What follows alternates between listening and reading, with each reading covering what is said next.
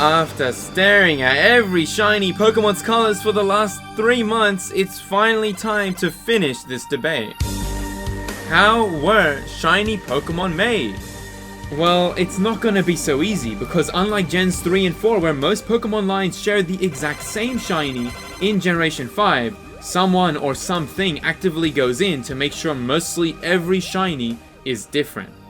Which leads us to a very important clue. Sometimes these changes are completely random and I can't explain why, but so many Pokemon intentionally do the opposite of their other evolutions. For example, the Caracosta line shares the exact same normal colors, but Tirtouga's shiny becomes a lighter turquoise while its evolution just gets a darker blue. The entire Sage line's first form shinies are all brighter and more vibrant versions of the original, while their evolutions all get darker. It would take me so long to list all the Pokemon that do this, but there's enough to prove that they didn't want a repeat of Gens 3 and 4 where almost all shinies from the same family were the exact same. They actively wanted to make each Pokemon at least slightly different. Just comparing Gen 4 alone, the Garchomp line was the only new Pokemon family that had a different shiny for each form. But in Gen 5, even for 3-stage lines, the majority start a lighter color and continually get darker. Most of the starters do this, and even for basic Triad changes like Vanillite's blue to pink. If this was Gen 4, it would have stayed all the same color. As well as some lines starting with a darker color and getting lighter. Now, not all Pokemon have different colors per stage, but most of them at least have one Pokemon that's different regardless of their normal colors. So far, it's not looking good for our old friend, the algorithm theory.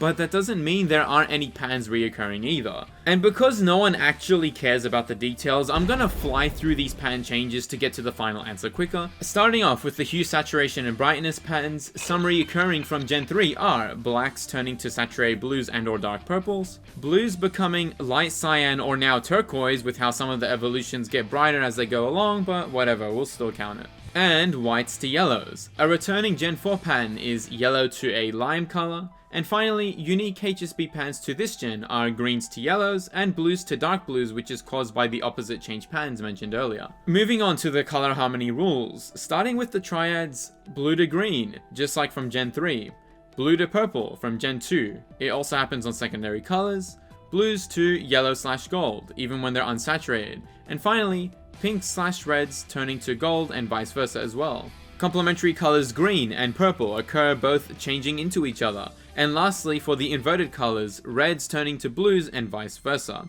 And finally, we're done.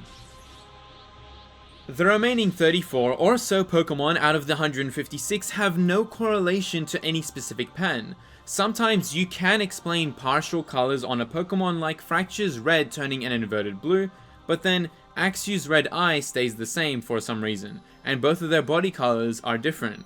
And then Haxorus loses most coloration for zero reason. Krookodile is a different normal color to Krokorok and Sandile, but it shares a very close shiny to Krokorok for no reason. And much more like these examples that you really gotta pull something out of thin air to claim a pattern, since usually there isn't enough coherency to definitively categorize them under a specific change. And believe me, I really did try having an explanation for everything. I checked each of the individual colors for every Pokemon, even on Garbodor and Behem to see if they had any patterns when changing, but no. So how were these shiny Pokemon made? Well, for the majority, the designers must have pasted the same shiny change on one family and gradually made it get a darker or lighter shade as the evolutions went along. And or just make the base form colors change in opposite ways as mentioned earlier, or anything in between to be honest. Sometimes 2 out of the 3 Pokemon shinies are the same, while other times all shiny forms are completely unique. Which indicates that they definitely had more time to go in by hand and make sure most shinies were different, unlike in previous gens where they mostly just copied and pasted the same colors. But how are these shiny colors chosen in the first place? Well, just like previous gens, there are definitely patterns, and are they based on color harmony rules?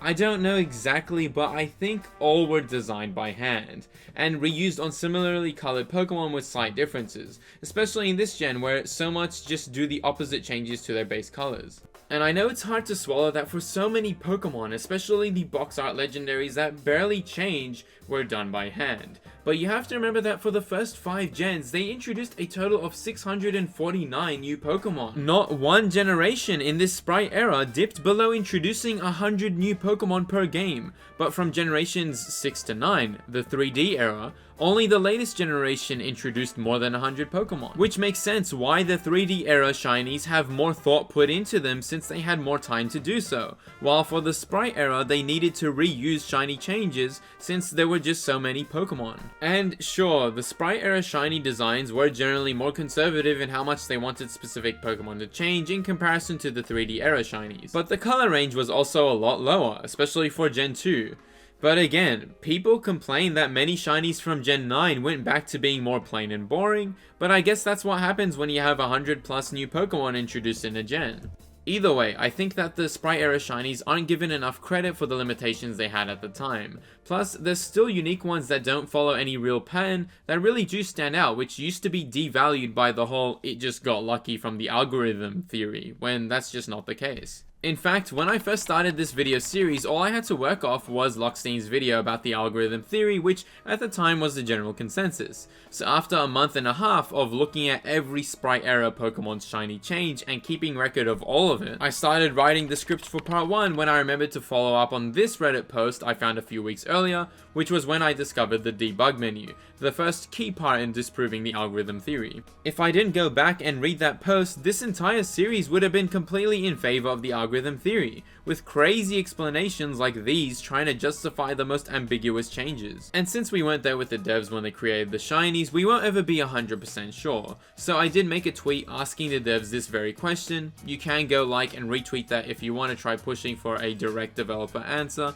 But I'm pretty sure this entire series is all enough evidence to conclusively say that each shiny from every generation was designed completely by hand.